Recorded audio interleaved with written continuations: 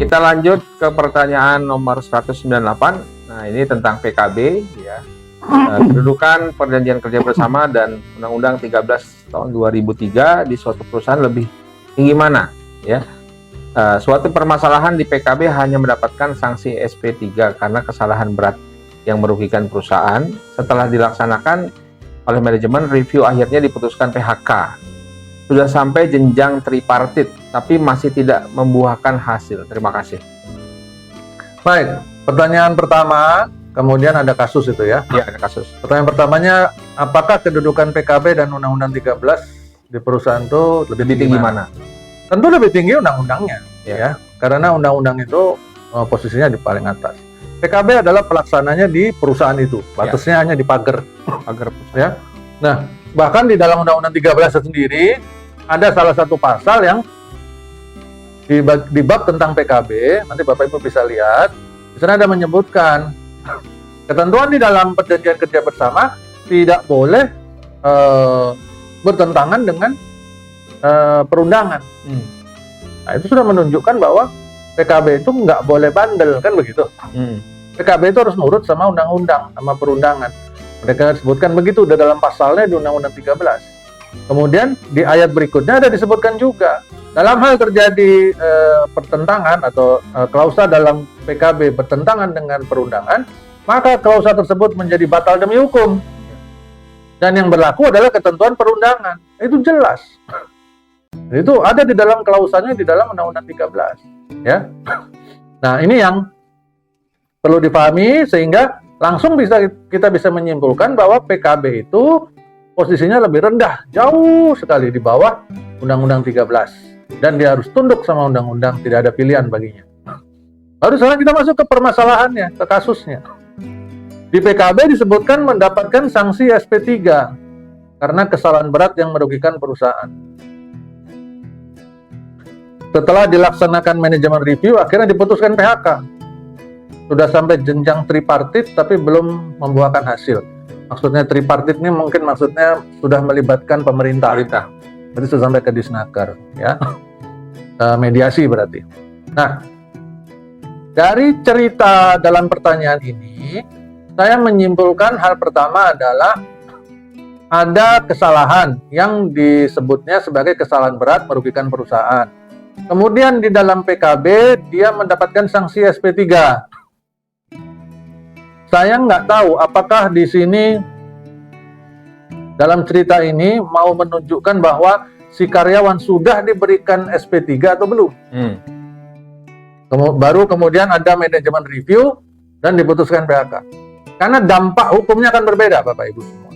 Apabila si karyawan berdasarkan PKB sudah diberikan sanksi SP3, sudah diberikan nih SP3-nya. Sudah dikeluarkan SP3-nya, baru setelah itu terjadi manajemen review, ada meeting di manajemen, kemudian diputuskan PHK, maka ini yang menjadi bertentangan dengan hukum. Jadilah pelanggaran. Apa yang dilanggar? Menjadi hukuman ganda. Oh, dia sudah dihukum kok. Ada asas hukumnya bahwa seseorang tidak bisa dihukum kedua kalinya untuk permasalahan yang sama. Nggak bisa. Jadi dia sudah menyelesaikan kasusnya dengan bertanggung jawab mendapatkan SP3. Oh, kesalahannya kesalahan berat, Den. Kan dia harusnya bukan SP3. Di dalam undang-undang kesalahan berat itu sekarang diakomodir dengan pelanggaran bersifat mendesak di OJK. Harusnya masuk, bisa langsung di PHK. Ya kalau perusahaan memilih untuk memberikan sanksi SP3, itu nggak masalah. Nggak masalah. Kenapa? Karena dua hal. Yang pertama, di dalam pasal tentang PHK, Bapak Ibu bisa lihat semua. Di dalam pasal tentang PHK, pada saat itu sudah berbicara tentang inisiatifnya perusahaan untuk melakukan PHK, maka selalu kata kedua di dalam ayatnya, selalu ada kata-kata dapat. Jadi biasa dimulai gini nih, pengusaha dapat. Pengusaha dapat melakukan PHK. Pengusaha dapat melakukan PHK. Selalu begitu. Nggak ada bilang pengusaha wajib atau pengusaha akan, nggak ada. Selalu bicaranya pengusaha dapat. Kata-kata dapat itu maknanya adalah may, maybe yes, maybe no. Boleh di PHK, boleh juga enggak. Maka terserah perusahaan. Jadi kembali ke dalam kasus ini, kalau ini kasusnya pelanggaran berat, pelanggaran bersifat mendesak, tapi perusahaan menggunakan pertimbangannya, dia memberikan sanksi SP3, ya nggak masalah. Yang pertama.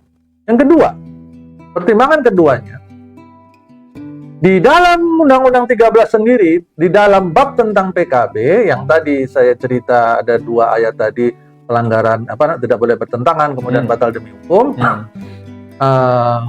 Di dalam penjelasannya ayat tersebut ada disebutkan mengenai kriteria yang bertentangan. Bagaimana menentukan apakah sebuah klausa dalam PKB bertentangan atau tidak? Caranya adalah melihat secara kuantitas dan kualitas itu lebih baik atau lebih rendah daripada perundangan. Kalau itu secara kualitas dan kuantitas lebih rendah daripada perundangan, maka itu yang disebut bertentangan. Artinya, pemahaman terbaliknya, penafsiran terbaliknya adalah dari penjelasan ayat tersebut, apabila sebuah klausa di dalam PKB itu secara kualitas dan kuantitas lebih baik dari perundangan untuk si karyawan, maka itu tidak bisa disebut bertentangan. Contoh, di perundangan disebutkan uang kompensasi PKWT tadi masa kerja 1 tahun dapat 1 bulan upah. Perusahaan bikin dalam PKB berbeda. Masa kerja 1 tahun dapatnya 2 bulan upah. Keren. Nah, ini bertentangan apa enggak? Tadi dilihat kan, ada formulanya kan dalam Undang-Undang 13 sudah ada disebutkan formulanya untuk menentukan sebuah klausa bertentangan atau tidak. Apakah 2 bulan upah untuk masa kerja 1 tahun ini sebagai kompensasi PKWT masuk kategori bertentangan atau tidak? Dilihat secara kualitas dan kuantitasnya lebih tinggi nggak dari 1 bulan? Lebih tinggi dari 1 bulan. Lebih bagus nggak buat karyawan? Lebih bagus. Ya sudah, berarti dia tidak bertentangan. Begitu ya cara melihatnya. Sekarang kita juga melihat nih dalam kasus ini. Di dalam perundangan, pelanggaran bersifat mendesak yang dulu dalam Undang-Undang 13 disebut kesalahan berat, itu bisa di PHK.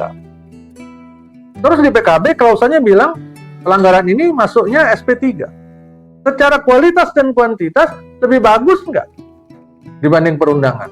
Lebih baik nggak dampaknya bagi karyawan? Lebih baik, karena karyawan nggak di PHK. Ditahan PHK-nya.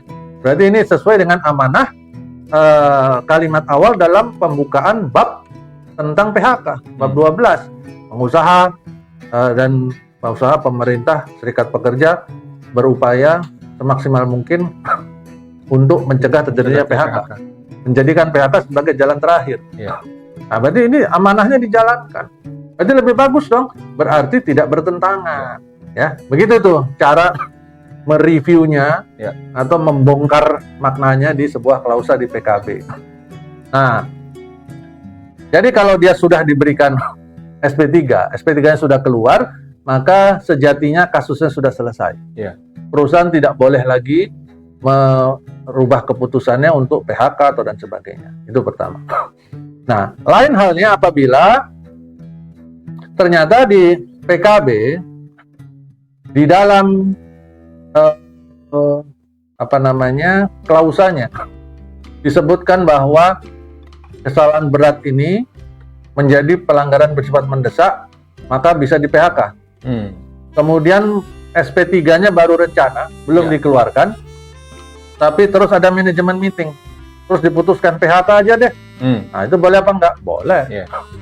Karena yang tadi SP3-nya belum diterbitkan, belum diserahkan, ya kan? Jadi belum berdampak. Ya, itu boleh. Nah, cuman akan berbeda apabila PKB-nya bilang kesalahan berat atau pelanggaran mendesak tadi itu sanksinya SP3 bukan PHK. Tetap ya, kemudian SP3-nya belum dikeluarkan. Terus perusahaan bikin manajemen review, putusannya PHK. Nah, boleh apa enggak? Itu enggak boleh juga. Kenapa nggak boleh, Dan? Kan undang-undangnya bilang boleh. Betul, tetapi di klausa PKB kita sudah menerapkan yang lebih bagus, yaitu tidak boleh PHK, kasih SP3 saja, lebih bagus bagi karyawan. kok perusahaan mengingkari komitmen yang lebih bagus itu untuk menurunkannya kembali kepada komitmen yang lebih rendah dengan menjual nama undang-undang, kan begitu. Nah, itu yang nggak benar, itu yang nggak boleh, ya. Begitu ya, Bapak Ibu, semoga menjadi jelas. Oke.